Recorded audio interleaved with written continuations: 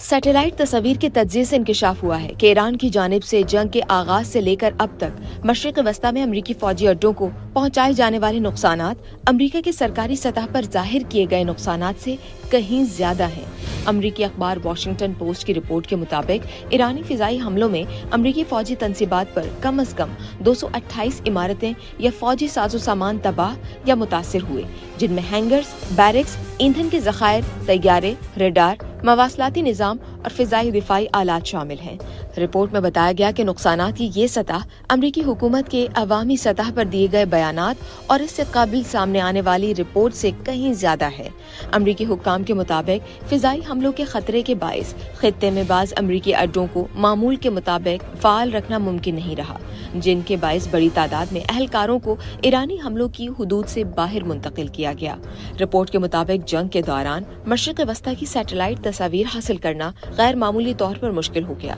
क्योंकि बड़ी तिजारत सैटेलाइट कंपनियों वेंटर और प्लैनेट ने अमरीकी हुकूमत की दरखास्त पर खित्ते की तस्वीर की अशात महदूद या मौखर कर दी। तहम ईरानी सरकारी मीडिया से वाबस्ता इदारे मुसलसल आला मयार की सैटेलाइट तस्वीर जारी करते रहे, जिनमें अमरीकी फौजी तंसीबात को पहुंचने वाले नुकसानात को दिखाया गया। माहिरीन ने वॉशिंगटन पोस्ट को बताया कि ये नुकसानात जाहिर करते हैं कि अमरीकी फौज ने ईरान की टारगेटिंग सलाहियतों को कम समझा। जदीद ड्रोन जंग के मुताबिक खुद को मुकम्मल तौर पर ढालने में नाकाम रही और बाज अड्डों को मुनासिब तहफ़्फ़ुज़ फराहम नहीं किया गया। रिपोर्ट के मुताबिक हमलों में कतर के अल अदीद एयरबेस पर 2 सैटेलाइट कम्युनिकेशन मराकज़, बहरीन के रफा और ईसा एयरबेस और कुवैत के अली अल सालिम एयरबेस पर पैट्रियट दिफाई निजाम को नुकसान पहुंचा। बहरीन में अमरीकी 5th फ्लाइट के हेडक्वार्टर में सैटेलाइट डिश, कुवैत के कैंप ब्योरिंग में पावर प्लांट और मुख्तलिफ अड्डों पर ईंधन जखीरा करने की सलाहियत को भी नुकसान पहुंचा। इसी तरह कुवैत के कैंप अरीफजान और अली अल सालिम एयरबेस पर रडार,